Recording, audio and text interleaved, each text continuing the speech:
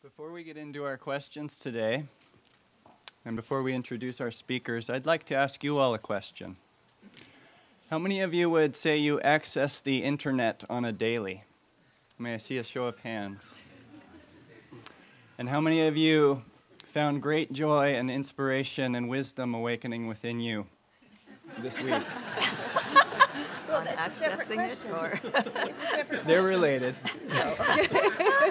I would like to highly suggest that within the next couple of weeks, when you go back to whatever life you have outside of this holy vibration in Ananda village, that you access the internet and that you access these classes, maybe perhaps the one that you found most meaningful, and review it and maybe download it and really get it into your consciousness. What was it about it that touched you, uplifted your consciousness? I highly recommend a review of these, and we have such great resources online these days that it would be a shame not to be accessing those. So just wanted to offer that to you all and introduce our speakers. First, we have Nayaswami Daiva here from Ananda Laurelwood. He's the spiritual director there with his wife Gangamata.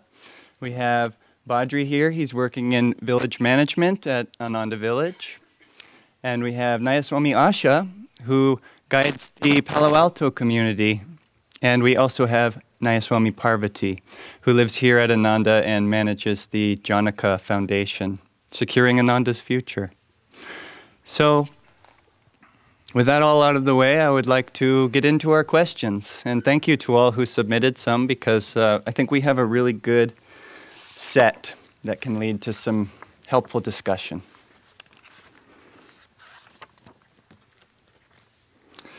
So our first question today will be for Nayaswami Daiva. One of the speakers inferred that demonstration for a cause was not preferred. Don't demonstrate, meditate. In the current political crisis, however, with human rights and the environment at risk, should we not be able to peacefully demonstrate? Realizing meditation is a true force for change, is that all we should do? Isn't taking action for the right cause also allowed? Gandhi took action. Please, give me a straight answer.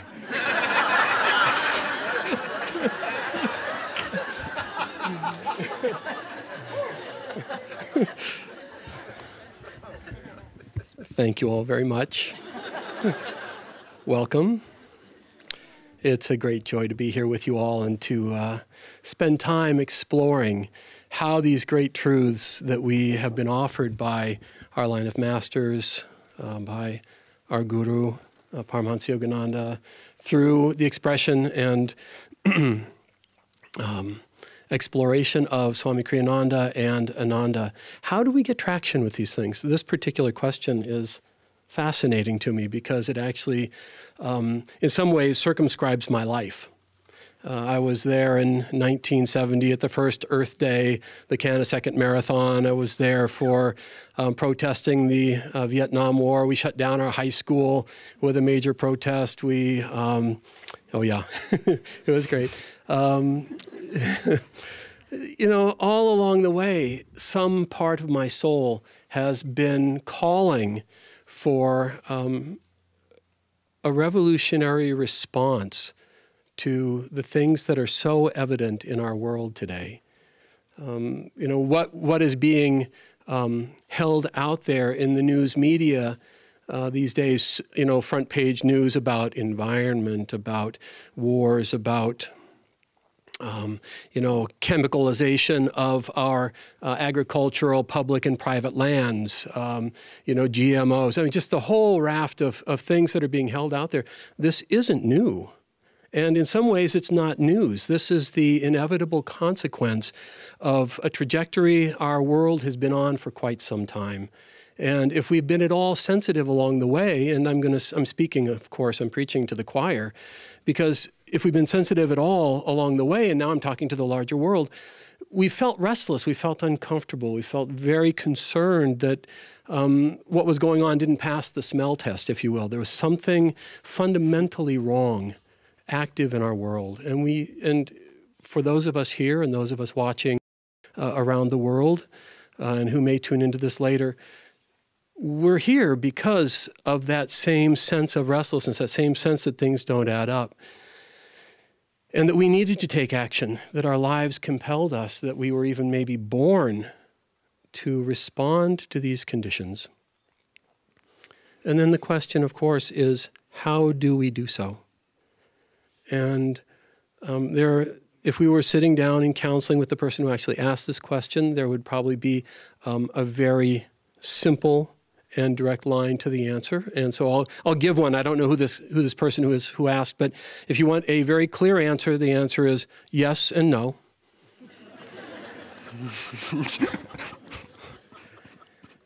If you feel God calling you to demonstrate, if you feel God calling you to do something specific, the answer is, of course, you should do that. And if it means protesting and demonstration, you should do that with all of your heart, with all of your mind, with all of your soul as a gift of your life to God. There was a time in 1935-36, Yogananda went back to India from the West. And in the time he was there, he was approached by a man who was helping to lead an underground movement to free India from the power and oppression of the British regime, the British Raj. And Yogananda said to the man, "This isn't mine to do, but you should absolutely do this." Now, Yogananda is a master. His capacity to see the consequences of his advice was profound. And a few years later, this man was caught and tried for treason and hung. So Yogananda must have known that this would be a part of that story, and yet he advised the man to go ahead and do it. We all have a role to play, and every action that we take individually is there to help our own soul grow in understanding and attunement, in wisdom, in clarity, in becoming more and more transparent for the light of God to shine through for our own benefit and for the benefit of all. So if you feel called to demonstrate, by all means, demonstrate. My personal experience across the 40, 50 some years of being politically active and feeling a revolutionary power inside myself, a calling to be dynamically involved.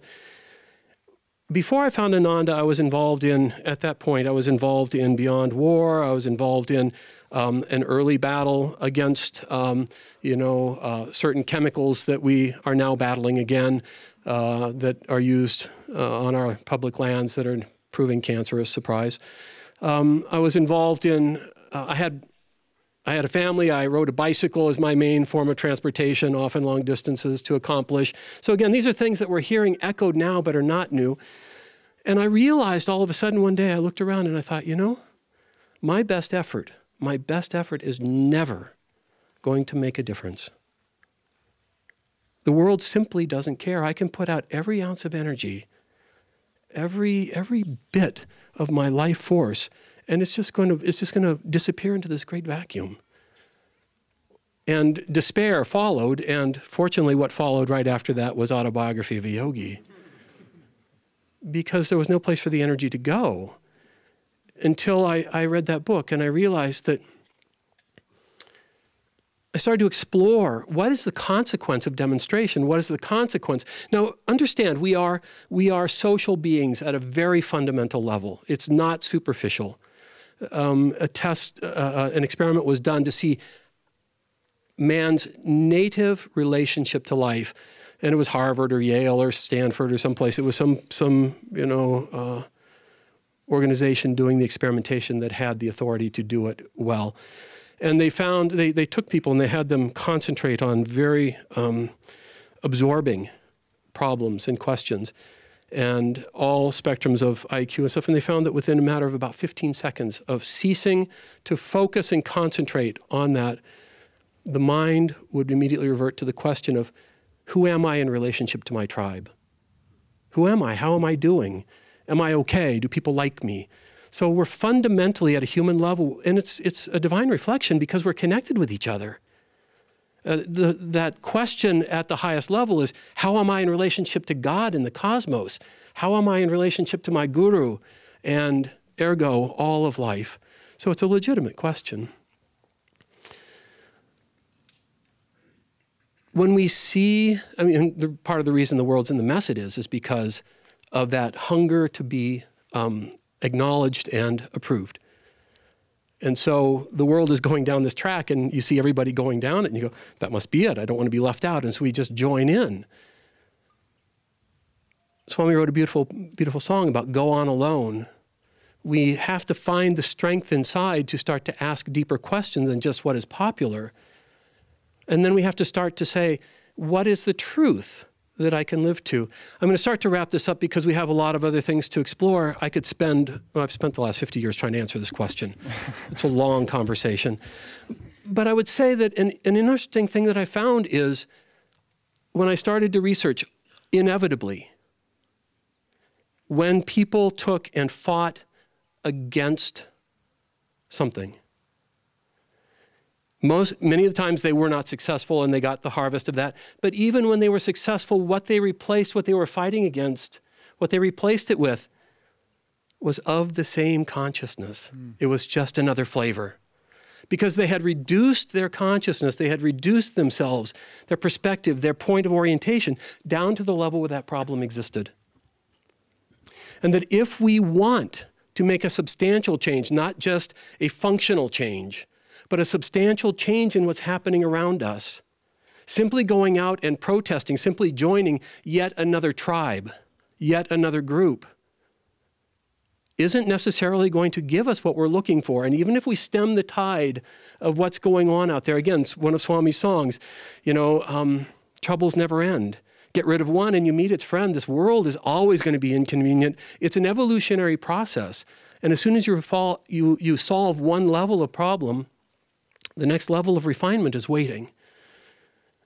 The only thing that brings us into harmony, the only thing that starts to change the story itself is when we meditate. And if we see it as, should I go and do something important or should I meditate? Then the answer is, of course, you should go do something important. But I don't think that's the question here. The question is, how should I meditate? What should I do with that inner life that has more power, has more meaning than going out and demonstrating? What can I do with my sadhana? What can I do with my relationship to God and to life itself that will substantially change? How can I go so deep into the presence of God that I become a carrier, a magnet for something different? It was interesting. They mentioned Gandhi, they mentioned Martin Luther King. And yes, they were very active, but they were not active against. They were active for. And Swami Kriyananda says, I never work against anything. I always work for something. And we should always do that.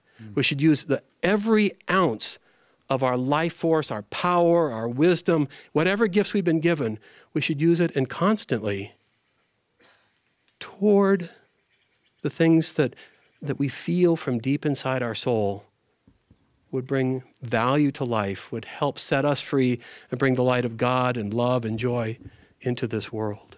So I don't know if that was a direct answer, but there it is. Thank you.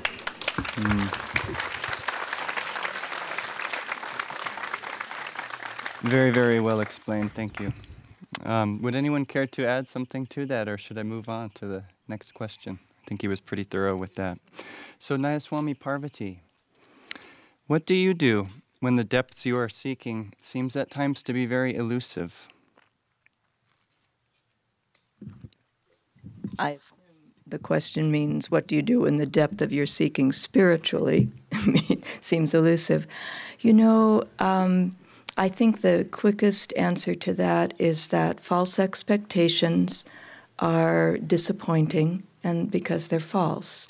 And so really on the spiritual path, when we come on that, we're tuning in. When you come to a place like Ananda, when you meditate with techniques like this, you're tuning into a different level of consciousness.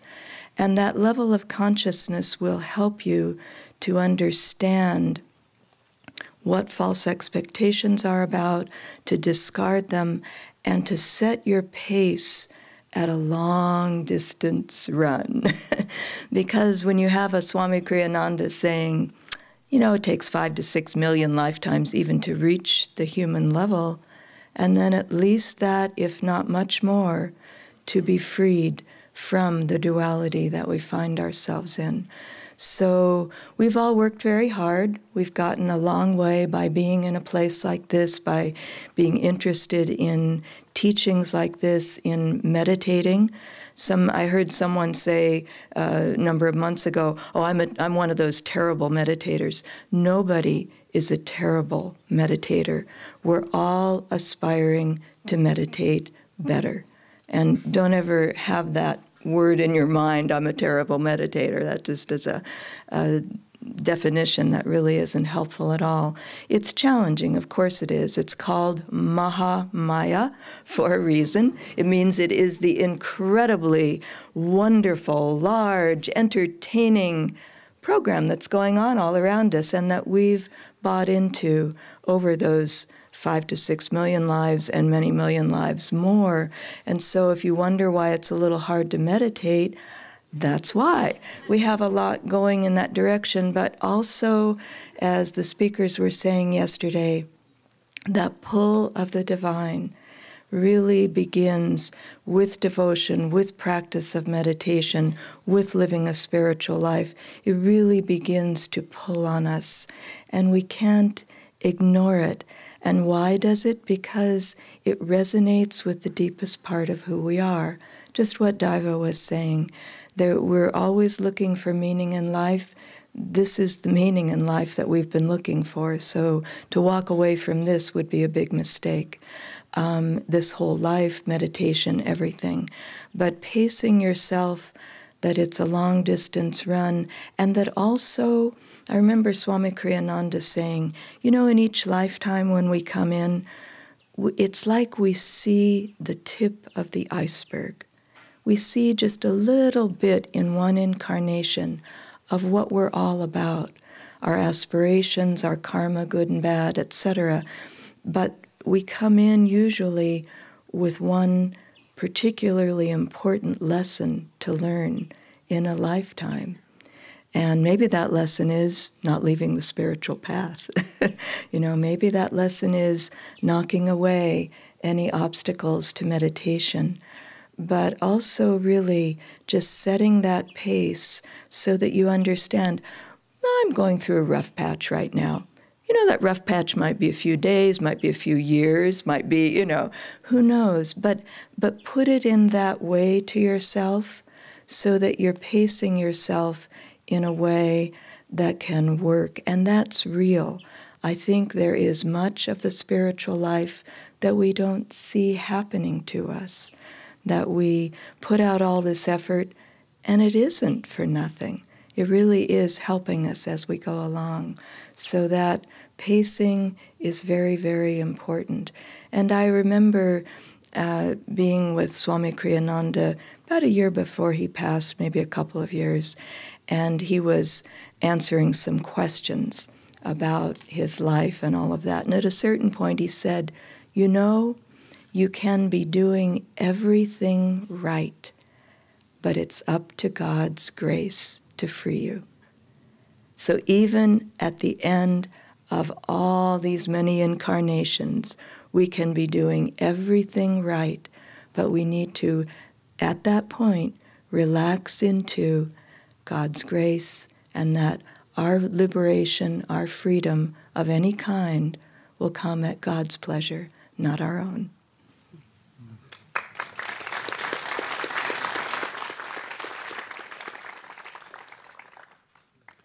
So our next question will be for Badri. How do you offer advice to people when they haven't asked for it, but it seems like they need a correction? You don't.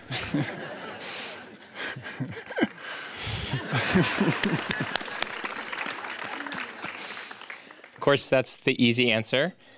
And perhaps it's a more complex question than that. If it was a question made in earnest, we certainly all can relate to this kind of thing. But I would flip that around and say, focus on what you can change in yourself. Perhaps you need a correction. And let's imagine that perhaps this person does need a correction of sorts. And perhaps that question, or that correction rather, affects you directly or falls under your purview. And in this case, in this instance, perhaps it would be appropriate to make a correction to this person. But I would be very cautious in doing so. And we know that Swami Kriyananda and Master himself were very short on making corrections, and very long on leading by example. And that's the way that we should be as yogis. And inasmuch as it may be appropriate to correct someone's faults or behavior in some way, to not do so lightly. So the teachings that we've been just diving into all week, attunement and right action and habits, using the spiritual tools that we know bring us our own realization, will aid us in our ability to serve others, above all by our example, and more so if it is, again, appropriate to correct someone in some way, meditate deeply, use your intuition. Be sure that that course of action is the right one. Also seek the counsel of those with wisdom. You know, as I look around here, that's something else that we're long on, is spiritual friends and company who have the ability, if we do not, or in addition to our own intuition, have the ability to tune into a given situation or to a person and to aid in the unfoldment of their spiritual growth. Because that's why we're here, for no other reason, not to fix one another. We're here to fix ourselves and to correct our own delusion that we are separate from God. So any correction that needs being made, as I said, I would not do so lightly, or perhaps in most cases not at all. So many times, again, living here at Ananda Village, but having satsang as we all do to whatever degree, we can see this in those with wisdom, leading by example again and again. I was thinking earlier in this week as Ananda was telling us about making circles, I realized in that moment, he's still making circles. He drives his tractor around in circles all summer long on the farm. And he's not just stagnant, making circles all these years. He's moving towards God. And so it doesn't really matter what we're doing. Let's err on the side of being cautious with our satsang, with our divine friendships, and always, always move towards God. Just one other brief story comes to mind. Working with another great mentor and friend here, I would perhaps try to keep him anonymous, but the nature of his work will reveal his identity. Working with Swami Prakash, he was once with me helping to dig a large pit for a septic tank at my house. Large meaning about 12 feet deep and 10 to 15 feet wide and long. And when we finished, for the most part, digging this large pit, he parked his backhoe there. We were going to resume some work the next day. And in the morning, when we came back to this pit, there was a skunk in the bottom of the pit. And he was not happy, the poor wretch. We had a great deal of compassion for him. He had been in there for some hours, obviously scratching and trying to find a way out of this trap. And so what did I do? I said, I'm going to help this little bugger. And I got pipes and boards and things, and he would spray at me, and I would try to coax him up the thing, and it didn't work, okay? My intentions were good. He needed some correction, but it didn't work. And do you know what Prakash did? This is not to show any greatness of Ananda or Prakash, just like the masters, they're there to show us how to live ourselves.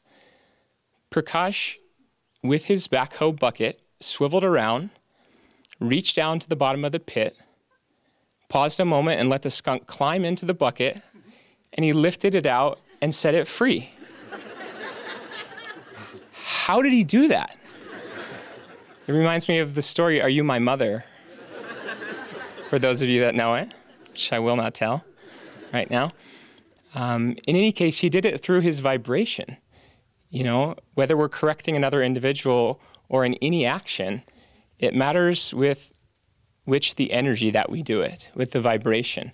And Prakash is someone who lives in God, centered in his spine, just as we all aspire to do, and we do to some degree, increasingly. But the vibration with which we do anything, correcting someone else, our service, our relationships, is what really matters. So err on the side of caution when faced with correcting another. Consider that most likely you should not. And above all, do it with God's presence and guidance and your own spiritual growth in mind. Thank you.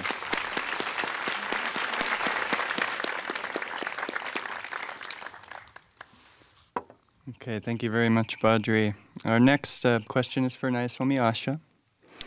I work in elderly care, and I often wonder why God will leave people in their bodies, sometimes for years, while they are confused and suffering.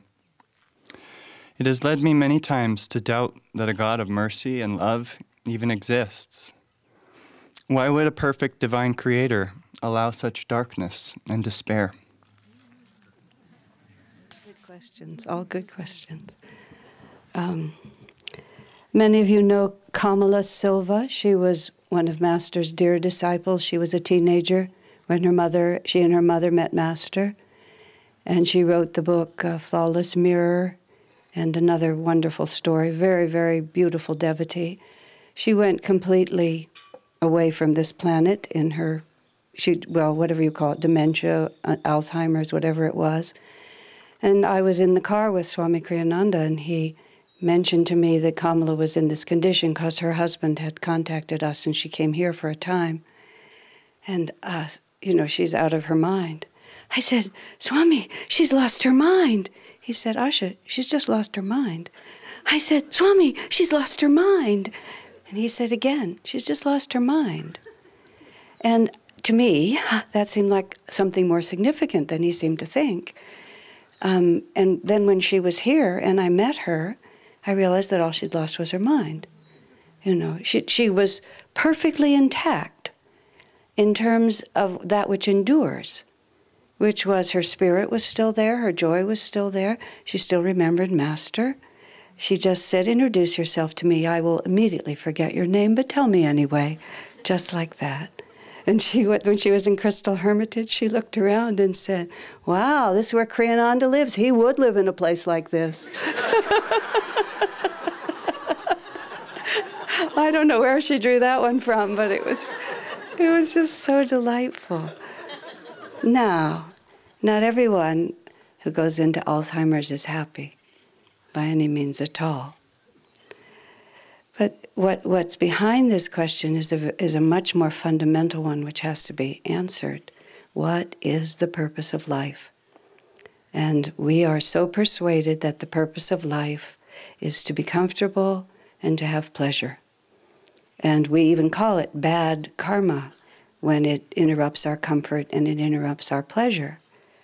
But from the divine point of view, it doesn't really make any difference what the price is. The goal is worth the price. So when people, for biological or whatever reasons, end up one step over or many steps over from the normal capacity to perceive this world, which, is this such a great thing to be able to see this world the way it looks to us? We're accustomed to it, and we operate in a system where it's more convenient to be able to. But what happens for people is, and this is the other part of it, and I'll speak very briefly about my own parents. My mother had Parkinson's for 15 years, and my father, in the last couple of years, really, he just, at a certain point, he looked at it and he said, you know what? This is not fun. And he went on a little vacation, and he just checked out. And his mind suddenly kind of went somewhere else, and he just went away because he was finished. He'd had enough. He needed a holiday before he went on again. And I freaked out early on with a lot of this. But then a little spiritual principle came to me. This is their karma. And this is the inevitable next step of all the other steps they've taken. All of their whole life experience, piece by piece has come together, and this is the next necessary step. And would I deprive them of that? And would I help them by panicking, or by judging, or by saying it ought to be different? Like, what am I really talking about here? You know, everybody has a right and a duty to carry out what they have to do. And if it doesn't look good to you, well, it's not yours. And if it's miserable for them, well, it's a karmic debt they have to pay. Would you prevent them from learning the lessons that they have to learn? And why is the necessary struggle to learn a lesson considered to be a sign that God doesn't love us? What would actually be a sign would be like a friend of mine. She never wanted to hear her children cry, so she crippled them for life. Is that love? You know, if you ask the wrong question, you can't find the answer. And yes, it's challenging. We used to take people to India on a pilgrimage trip, and I began to watch, because especially we started in 1986. India's changed a lot is what I mean. You know, there we are in the Grand Hotel on the 5th floor with the marble bathtub and all these servants and so on, and you could just watch out your window the family that lived on the sidewalk. And you could, we were there for 5 days, and you could watch them live their lives on the sidewalk down below.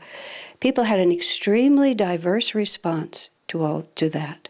And after years of doing this, I began to understand people's capacity to observe what appeared to be the suffering of others, was the calm capacity, was exactly in proportion to the degree to which they had in themselves accepted the necessity for suffering as the avenue to spiritual growth. So our instinctive reaction against the suffering of others is really the fear we have in our own heart. And that's the good news, because you can't change his karma, but you can change your own.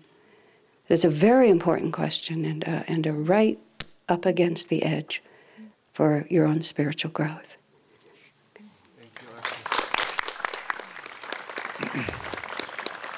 And I would just like to clarify something. This mother who didn't like to hear her children cry, she didn't literally cripple them for life. Would you clarify just for anybody else who doesn't? She was always so eager to prevent them from having to develop any inner strength that they grew up without any inner strength. She coddled them into complete ineffectiveness.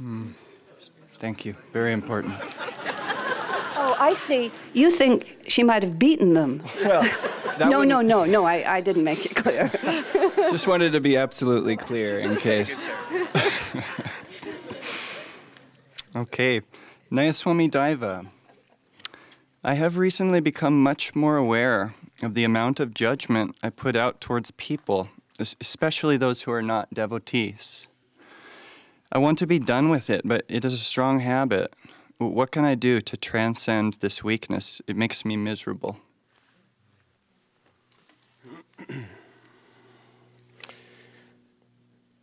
That's a good question. It is probably one of the common things we all struggle with.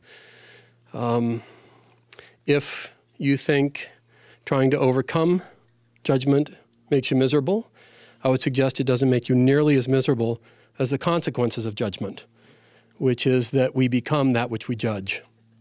It's just that simple. How do you overcome it?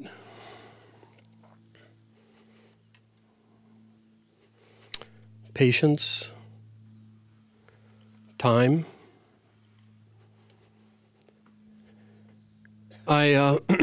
Little personal story that's current. Years ago, as yogis, watch your fleeting thoughts, because you'll find that they often tell a much greater part of your story than you would like. I was looking at the masters one day. I don't know where this thought came from, but there it was. And I looked at the picture of Lahiri Mahashaya. And I thought, now, let me preface this a little bit. I was the same weight at 48 years old that I was when I was in high school. And I thought, how can such a great yogi and a God-realized master be so pudgy?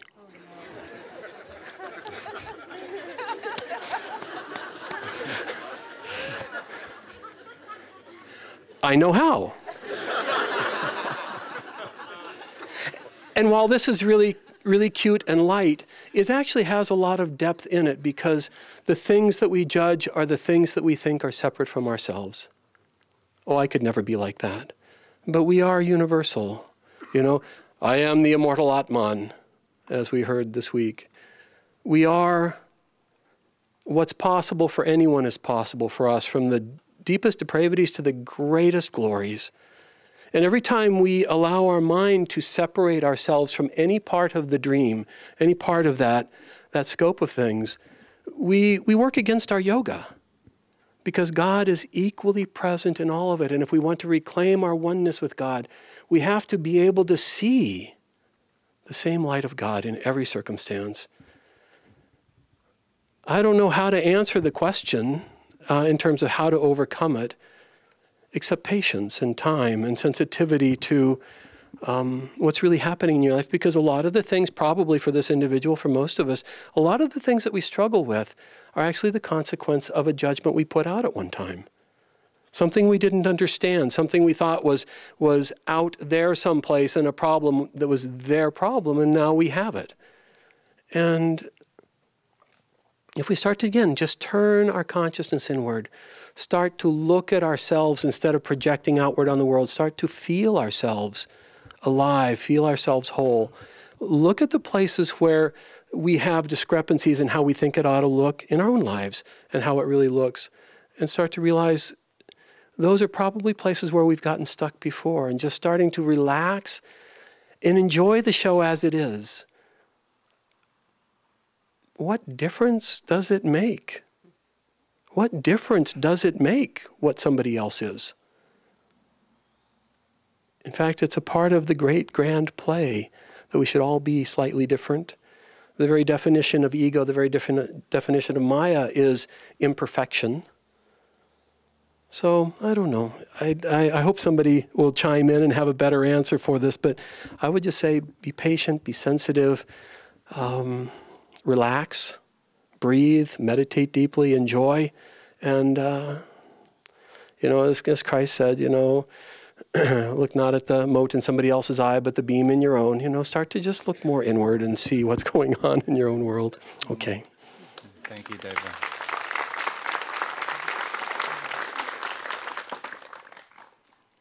Okay, our next question will be for Nayaswami Parvati. Oh, thank you. Thank you. That's a great idea. Let's all just get up and stretch in our own way. Get the life force moving through your blood cells.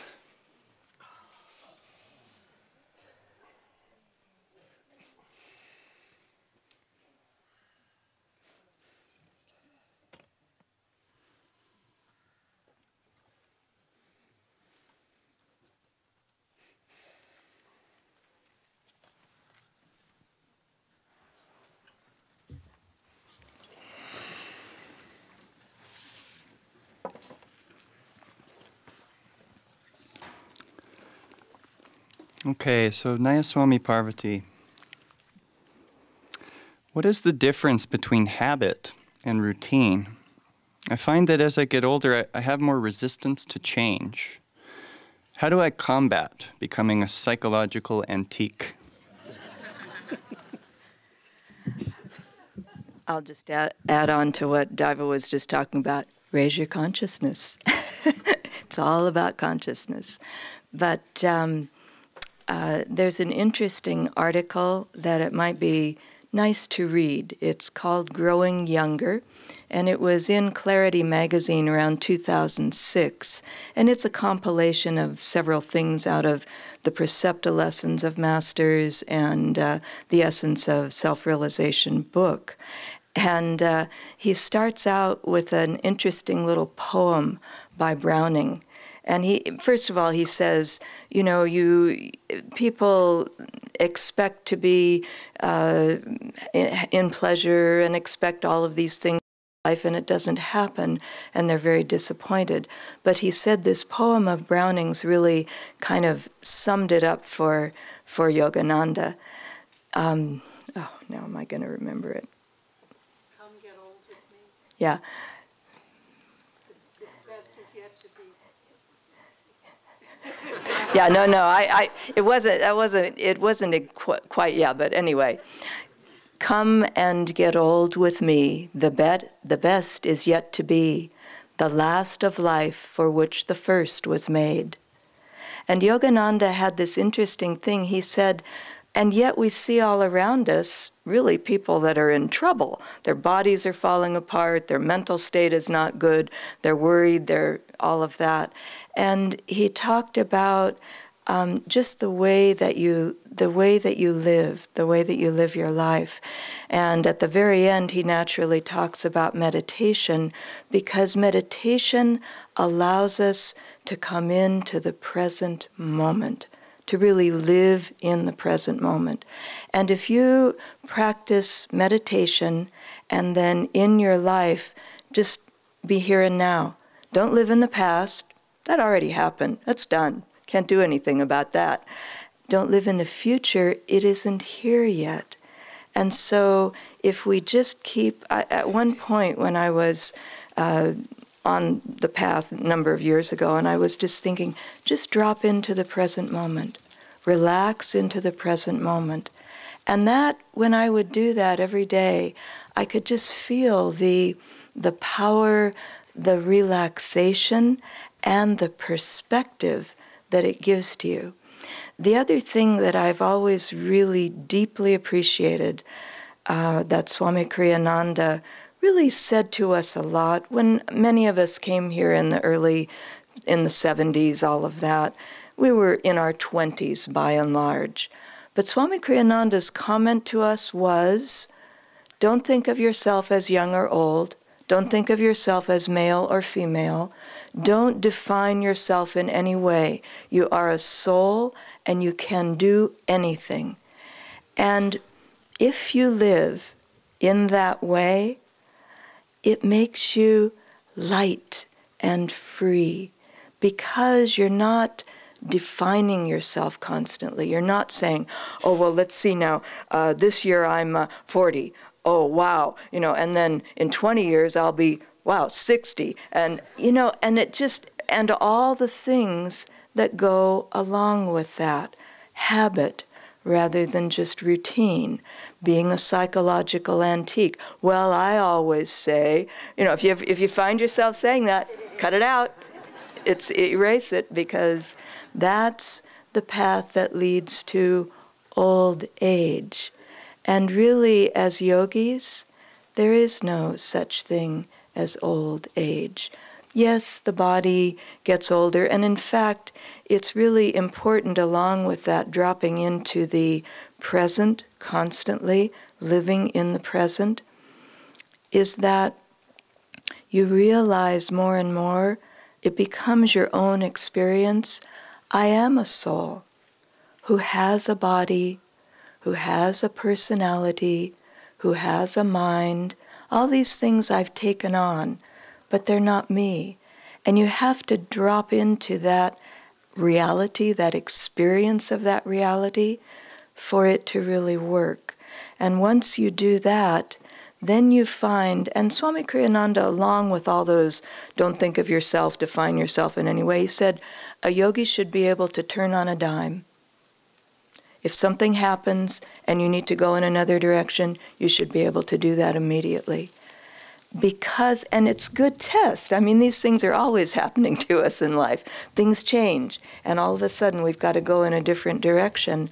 And we can do that with the least amount of emotional upheaval, depending on how detached we are. If the more attached we are to how things are and who we are and how we define ourselves, then it's painful. You feel like the Band-Aid getting ripped off the little wound you have, and But if you're free in yourself and you're living in the moment, and you're really not identified with yourself in any particular way, then it's easy to do. Somebody last year, I had a big birthday party, fun, I had friends, we had cake and we had breakfast and all that kind of stuff. I turned 70, and somebody after that said, so how do you feel? I said, light. And you know, you don't always maintain that, but I did feel that. I just felt like this part, just as Browning's poem says, the best is yet to be, the last of life for which the first was made, because by the time you reach 40, a lot of the emotional upheaval is dying down. Now, this is a point where people can get bored, can get, you know, really like, oh my God, what is life all about? But for us as yogis, it's a time of increasing freedom, if we take it in that way. So, as Jyotish talked about on Monday, it's all about consciousness, and put all of your effort, all of it, into raising your consciousness. Through that, everything changes.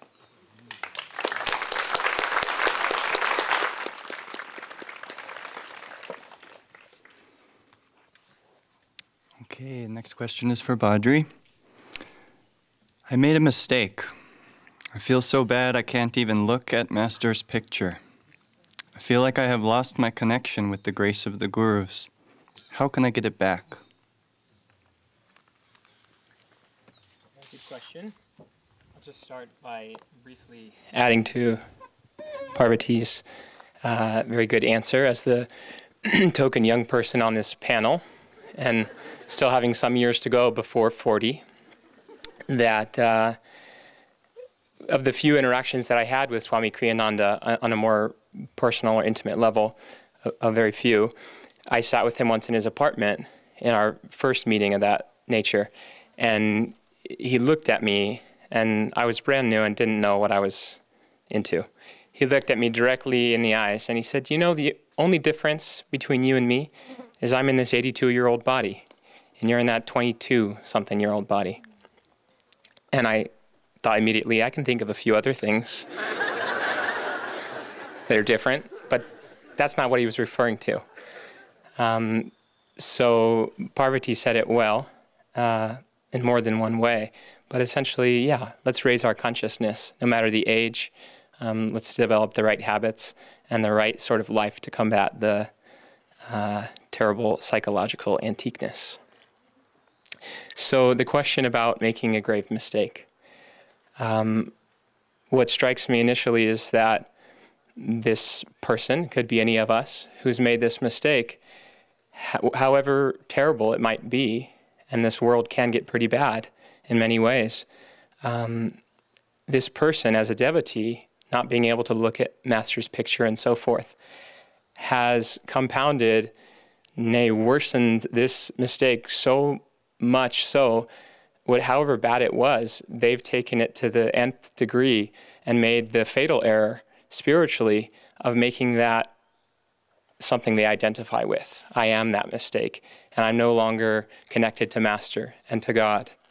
So whatever it may be, judgment of others or far worse, we can only use our imagination, but initially we have to own that mistake, and if you're beating yourself up about it, you're probably owning it too much.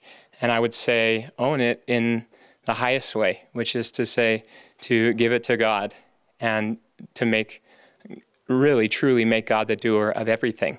We know, most of us, that Master said to give God our failures, that he even likes that. So try not to err or make these mistakes, but when you do, give it with all your heart and mind to God and surrender to Him your mistakes, and let His love and His grace heal that wound, whatever it may be. And you just see increasingly, in ways large and small, whether good or bad, God is the doer in everything. Most of you know that in May, or rather a little bit later in the year, but the Ananda Master Plan was approved unanimously by the Planning Commission of Nevada County and then the Board of Supervisors, which is a remarkable thing. And prior to that, there had been a reporter from the local newspaper, The Union, out here to do an article and some interviews.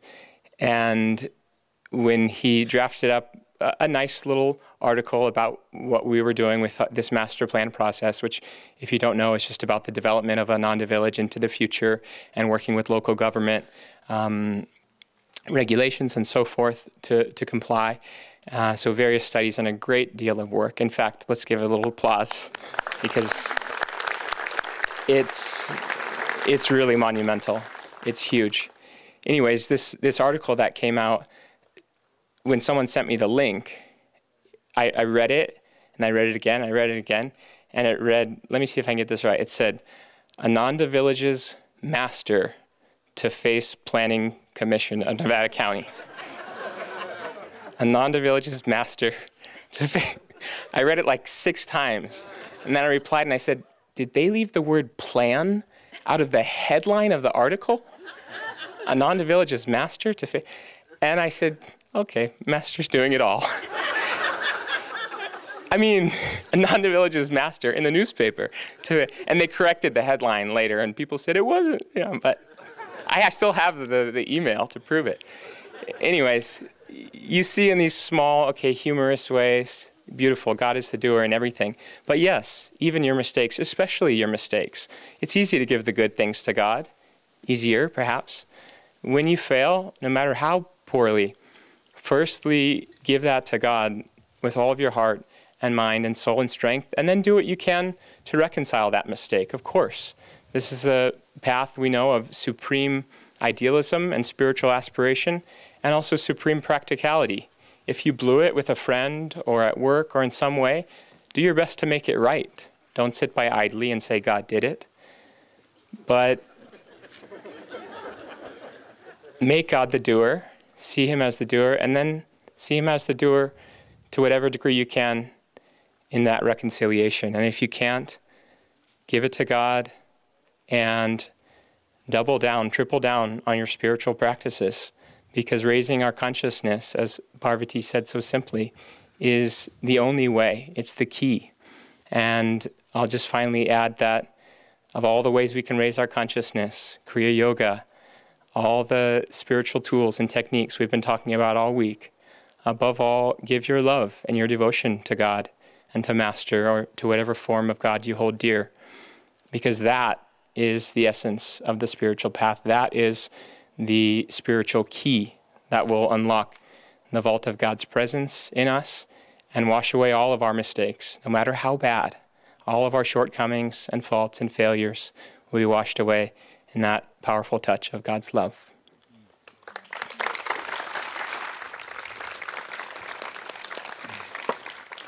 Thank you, Badri. Okay, our next question will be for Nayaswami Asha.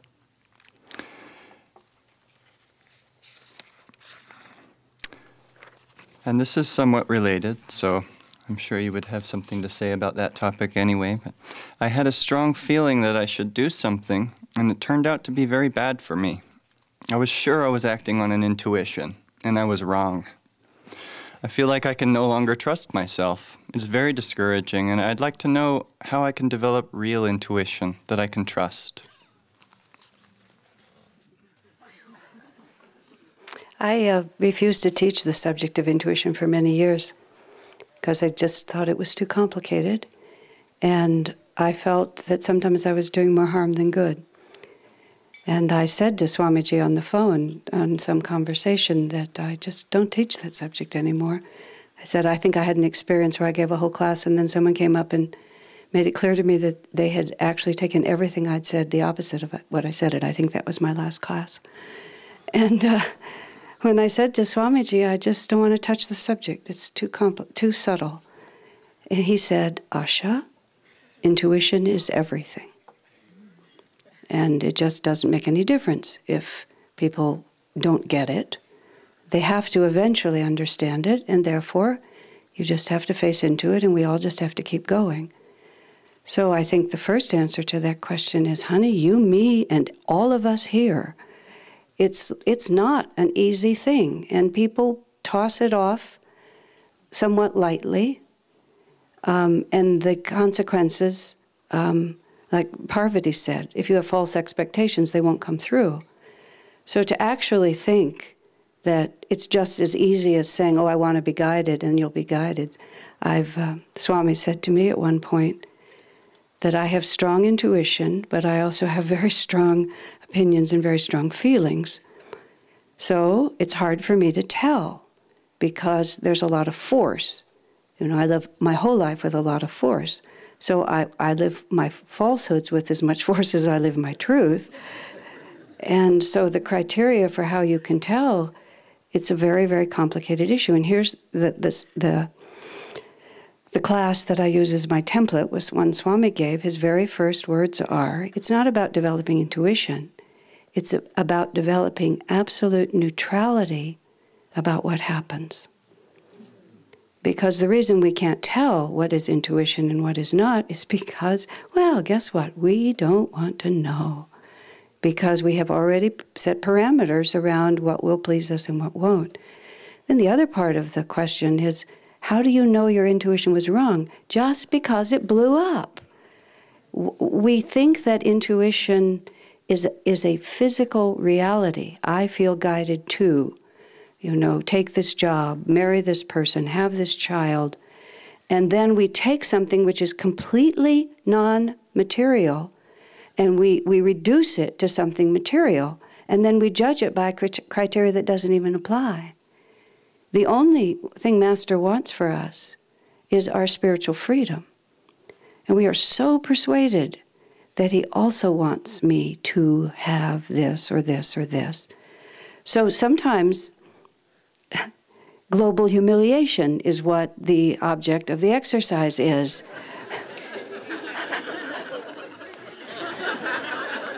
Who's to say it was wrong for you to walk into something that completely explodes your egoic self-identification?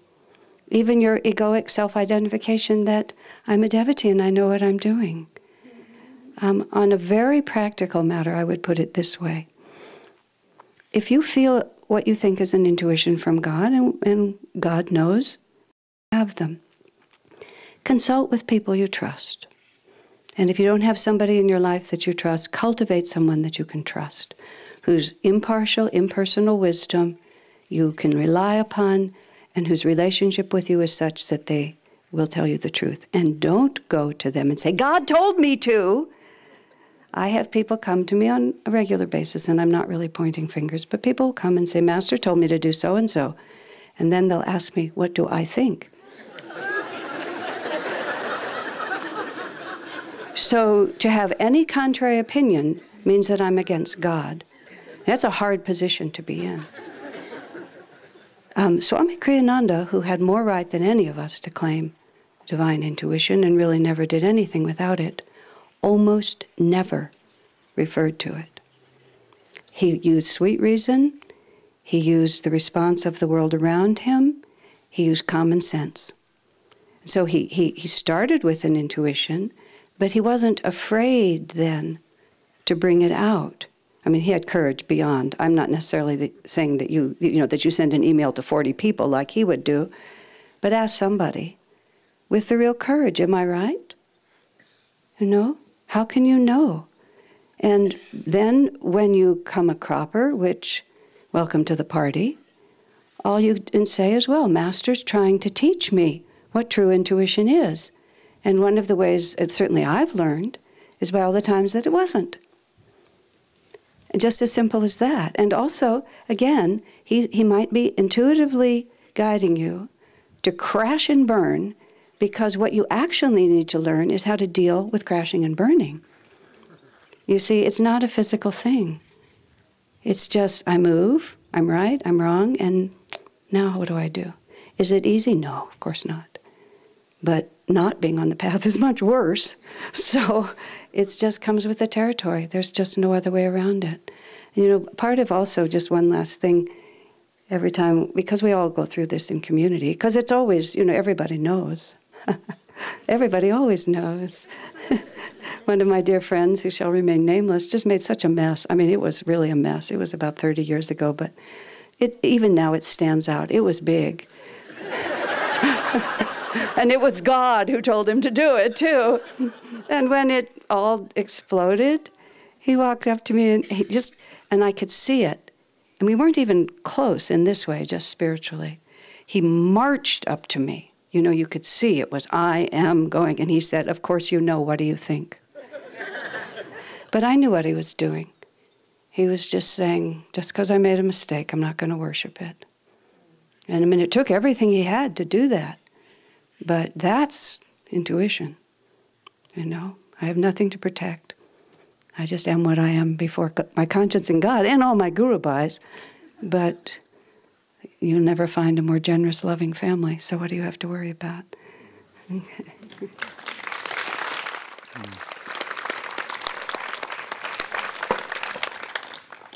Thank you, Asha. Swami Daiva. I have always had strong monastic tendencies in this life. However, I have married, and I find myself often wanting to return to a formal renunciate life and forsake my marriage, especially when there is challenges. I want a life of peace and harmony, and my relationship does not seem to be producing this. Can I go back to the first topic for just a moment? I'm actually not kidding. I'd like to go back to the first topic because we talked about being revolutionary. And I just wanted to say the most revolutionary thing that we can do on this planet that I can find is exactly what everybody here is doing and what Ananda is doing around the globe, the changing of consciousness. I just want to pay a tribute to the impossibility in the face of what's really happening in the bulk of this planet, the impossibility of what's happening through Ananda and the movement of upliftment of consciousness, of joy, of wholeness, in the face of all the disintegrative forces that are out there. I just want to pay tribute to that and say thank you all for having the courage and the revolutionary tendencies to be willing to step into this against all odds. So anyway, thank you all. I don't suppose that bought me out of this question. You could pass if you'd like. No, it's an important question. What we have to learn is what we have to learn. Learn it now, learn it later. It's very easy. I have a lot of monastic tendencies. Just I've lived in a cave many lifetimes. I've done a lot of things on my own and independently, and I'm very happy in that way. So I can relate to the underlying tendency that's there in the question. But I don't remember where the reference was, but somebody noted that for monastics, it's very easy to think you're doing fine because there's nobody to tell you that you're not. I get along with myself just fine. I must be okay. I like my habits. They must be good. And when you get into relationship with others, you start to discover that there may be a larger reality to relate to.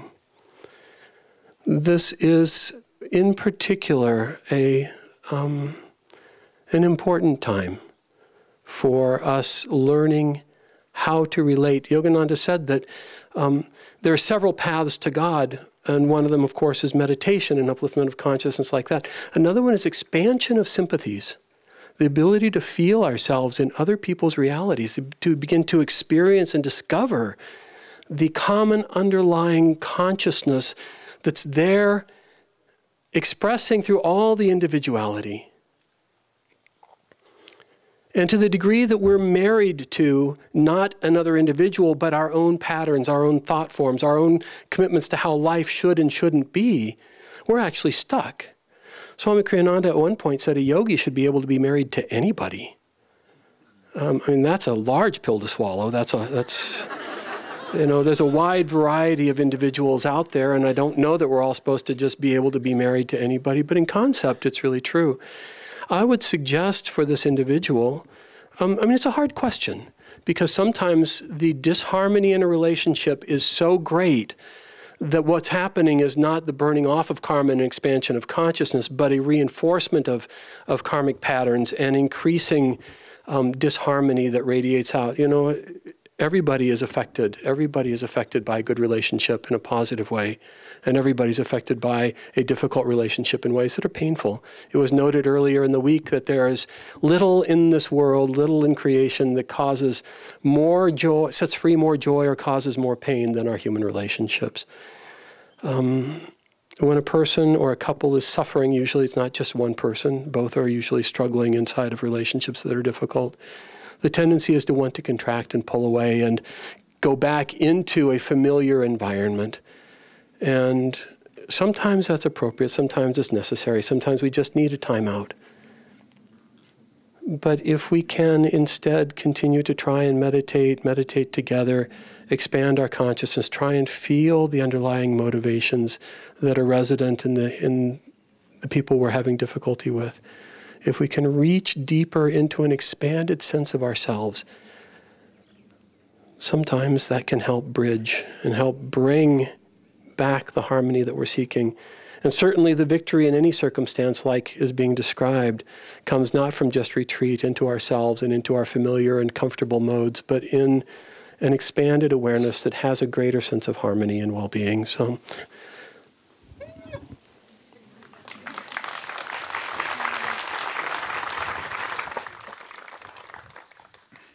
thank you, Daiva.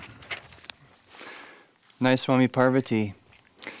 How do we remember to bring God more dynamically into our lives? I find it's hard to work while holding on to God's presence. Another very good question. It would be kind of the same way that you would hold on to that relationship. I just wanted to add briefly that the beginning of that question was, I have strong monastic tendencies. And so it's like you're putting that in the way of or you think it's different from having a relationship, having a partner. And really, in our time, I think it's important to remember that Yogananda came to bring very revolutionary and different ways of looking at all of life. And here at Ananda, we have a monastic order as the core of our work and as the core of each of the Ananda communities.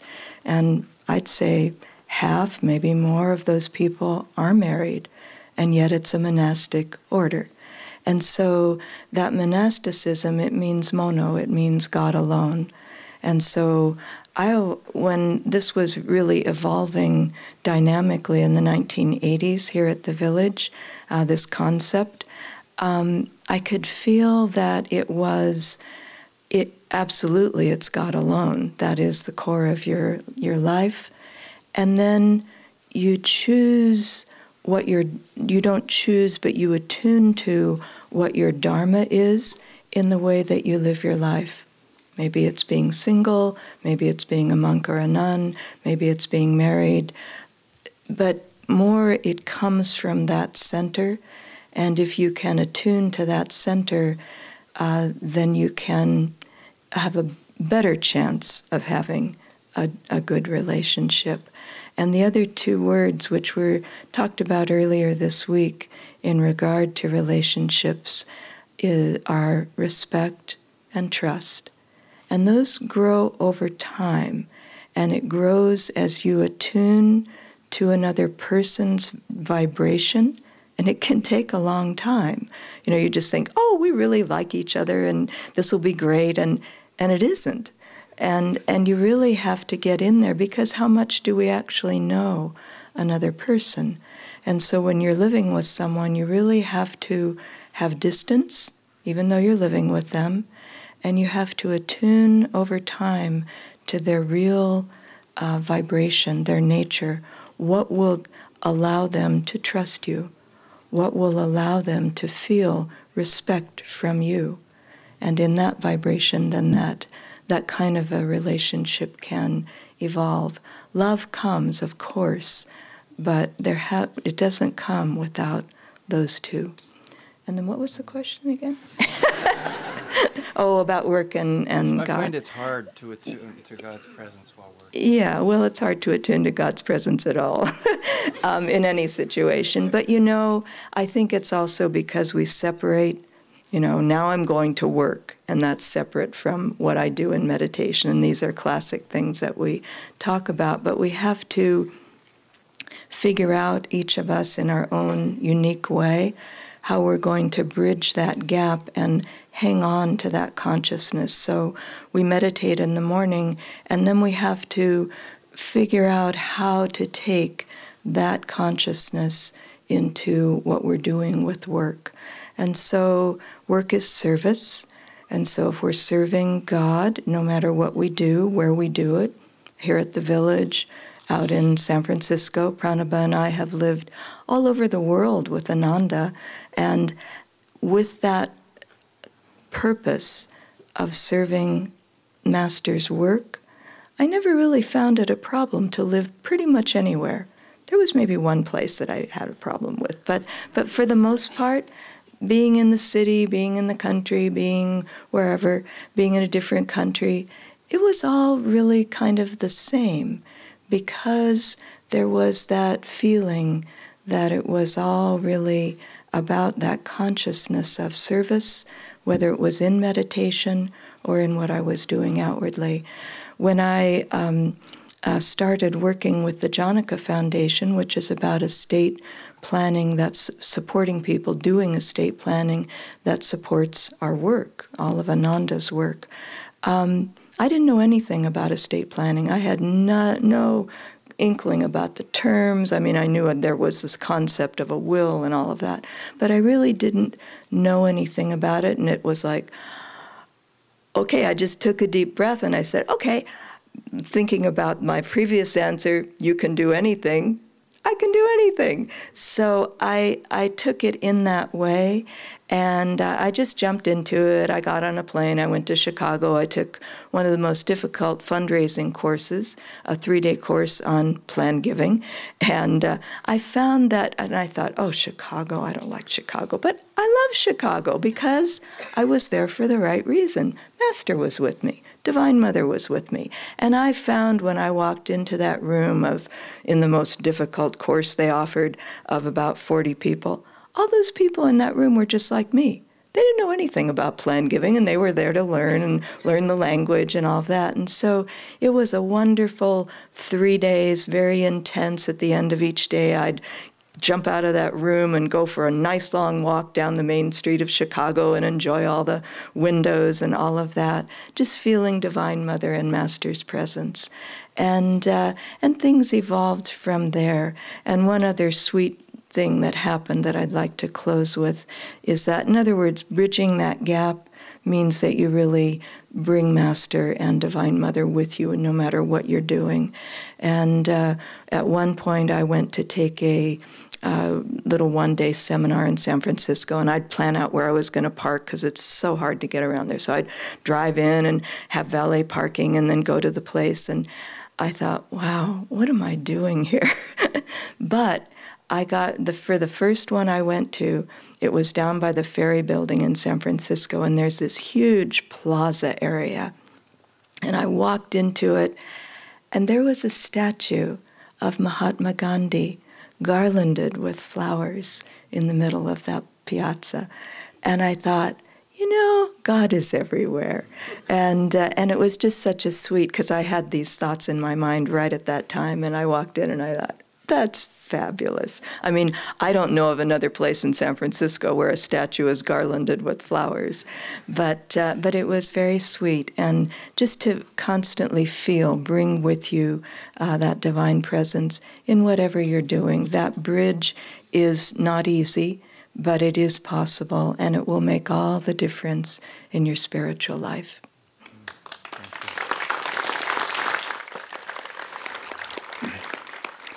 Okay, I think we have time for a couple more questions.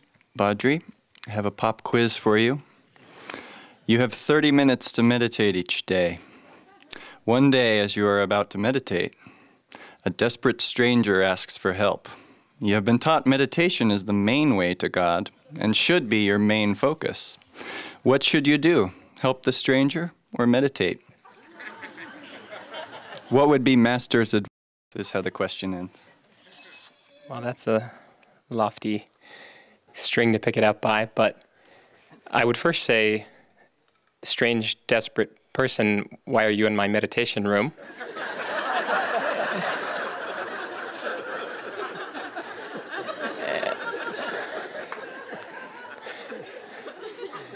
And then, more than likely, depending on the circumstances, proceed to help this strange and desperate person in whatever way I can. You know, the broader theme that is obviously, perhaps, I think, more relatable to all of us and it's been recurring, that Parvati was just talking about, and all week Ananta spoke beautifully on, is this idea of the balance of work and meditation. So if you're faced with a circumstance like this, probably what you're supposed to do is to see God in this person and help them and serve them. And then I would add to that, the first chance you get, sit and do your meditation practice. Don't neglect it, but also see, as Master said, what comes of itself, let it come. Children are a great teacher this way. My sadhana has changed since I've had 2 children. And in fact, when I first came here, I came with a very dedicated meditation practice. I still like to think I have one, but it's changed, and that's okay. I've grown to accept and to work with that. Prior to coming here, living at Ananda Village for 2 years as Master's disciple, and for the subsequent 3 or so years before children, BC, as Gyandev put it recently, I was, and I still am, but extremely dedicated, twice a day, Kriya Yoga. That is the utmost. But I still remember the first time riding with a friend on some Saturday or another busy day and serving at Ananda, volunteering for something at the Crystal Hermitage. We're driving over there, and she said to me, and I haven't even had a chance to meditate yet. And I looked, and it was 10 o'clock in the morning, and my eyes got wide, and she hasn't even meditated yet this morning. But I quickly learned that that's okay. I mean, it's not an excuse, necessarily a valid excuse, although you may have one. To help someone in need is a worthy cause, provided that you see them as God serving God, and then meditate. But having children, again, has forced me. It's not necessarily the desperate, needy person. It's the child who needs my attention, who I need to see God in. And so if I can get up at 5 o'clock each morning to do my sadhana, then I will. If, as oftentimes is the case, I'm not able to do so, then I'll do my sadhana anyways, to the best I can. My wife and I, Gita, we take turns doing our sadhana, being with the kids. You smell pancakes and hear screaming in the other room, but you focus on God and you do your kriyas. You need to not separate these 2 aspects of your life. In fact, merge them, as we've been talking about all week, but never forsake one for the other or pretend that they are different. We know that most of us at Master said, work for God is as good as meditation. It's as good as meditation. Okay, so it feeds our meditation, and our meditation feeds our work. As again, Ananta spoke beautifully on it earlier this week. I have to tell one more brief Ananta story, because the most blissful, in many ways, year of my life was the first year that I moved to Ananda in 2009 and 10, working on Ananda Farm with Ananta and Maria and others. And every day we would meditate in Raniket Temple from 5 to 7 a.m. And it was just, they were wonderful, deep, still meditations, usually just a few of us. And afterwards, we'd work on the farm.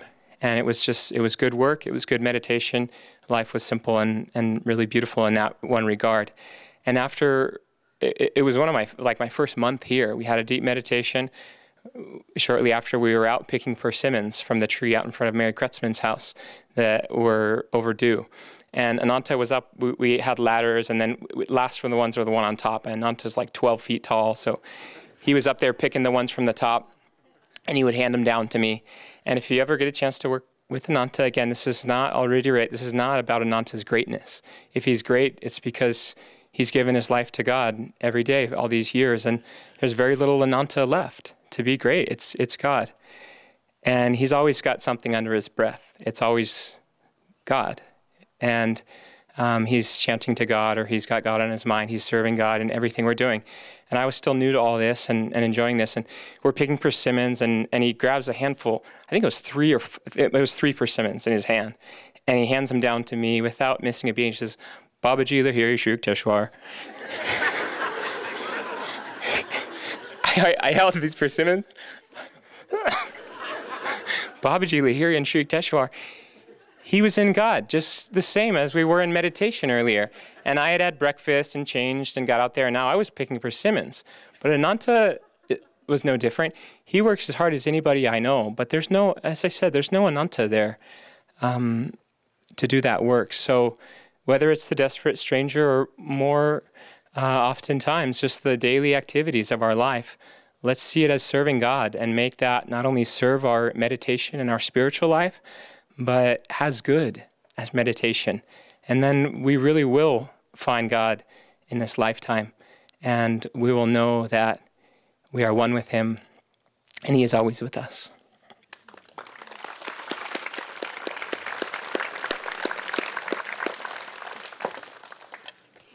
Okay, so our last question will be for Nayaswami Asha. And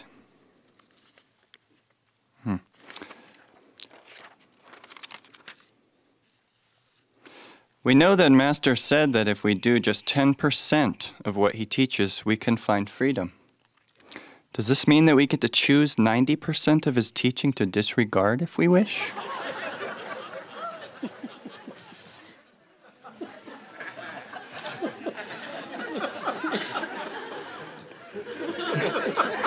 I don't know. Try, see if it works. I think the operative words there is, do we get to choose? I don't think what follows that phrase really matters. Because the reality of it is, we are so not in charge. You know, that's part of, it actually relates to my whole question about, the question earlier about intuition. We're so not in charge. We're so busy thinking about, you know, what does he want from me? And the operative word becomes me, and it's harder to focus on what does he want. And so this question is the same. It's not like we get to have our way. And that's really the whole illusion, is that we get to have our way. The path is, it's so complicated because you have to have a certain amount of ego strength to be on the path. If you don't really have the capacity to dare to be different, to go on alone, you know, someday somebody's going to make a skit and all the words are just going to be the song lyrics, you know. Whole conversations, whole philosophical discourses, because it's all there. Oh, wouldn't that fun? Where's Marcel? Yeah, that would be fun. Just conversation, you know. Did you go on alone this morning? Have you dared to be different? Anyway, but you have to have enough capacity to see through the Maya. And that's why you have to have a human body in order to be able to make conscious spiritual progress. You have to have enough ego in place to be able to reflect upon your own situation and recognize the karmic law sufficiently, recognize that you are suffering and there is a cause to it, and that therefore there is a response that you can generate. And that's what gets us all here. The people out there who aren't thinking about that aren't here because those thoughts haven't come to them. And then everything that was terrific that got you here is exactly what you now have to put aside. And it's not like this self becomes mighty and perfected. Is that this self simply is not the issue anymore. It's self-forgetfulness. And self-concern, oftentimes we are actually simply self-concerned, but we have laid spiritual ideas on this. I'm self-concerned about being perfect. I'm self-concerned about doing Master's will. I'm self-concerned about not failing. But I'm self-concerned. End of story. And what we really are, and it's not self-abnegation either. It's not, well, I'm the worst and I'm terrible and I can't do anything. It's that, you know, you're not the point. You're just not that interesting, really, to anybody, above all to yourself, right? So, no, we don't get to choose what 10% we do. We don't really get to choose anything because our vrittis are driving the story. The real enemy in all this is the vrittis. The vrittis are a bummer, really, because I make all these decisions and then my vrittis, whatever the word is, they trump them. You know, they just go boom, and then I'm spun by what I'm spun by. But all you have to do is just bring yourself back to center. You don't really have to make any other choices. I've heard all these things said a lot of times, but the great advantage of having a 70th birthday is that you've had time to make so many mistakes that there's just something, oh, I know what's wrong here. It's very simple. I've become self-concerned again. You know, that 90-10% is, it's terrific, you know, but it's really not something to think about. The only reason you should think about it is to say, if you could do it better, you would do it better, wouldn't you? That was my mantra, my earliest mantra. If I could have done better, I would have done better. And that's where that matters. Because we can't possibly do it all, but dropping into the now, just doing the best you can, and my salvation is up to God. I found a beautiful quote from somebody I hadn't seen before. He said, oh, my salvation is up to God. In the meantime, I'll just do my duty. You know, it gets very, very, very simple. And it's only possible to be that simple, you see, if you're stopped worrying about this one. And just trusted, really, on the deepest level that, you know, God has me in His hand. I mean, I sometimes project out to the worst case. I find that relaxes me. I project out to the worst possible situation that I can sincerely imagine and accept it. So I always have this list. Master has how many disciples, who knows? You know, long list of disciples. My name is the last one. I am the one that he's going to have to come back 1 trillion times if necessary. And I'm really sorry about his bleeding feet, but I mean, I'm not giving up. I'm not giving up. And he's promised not to give up on me. And everything else is not worth thinking about. God bless you.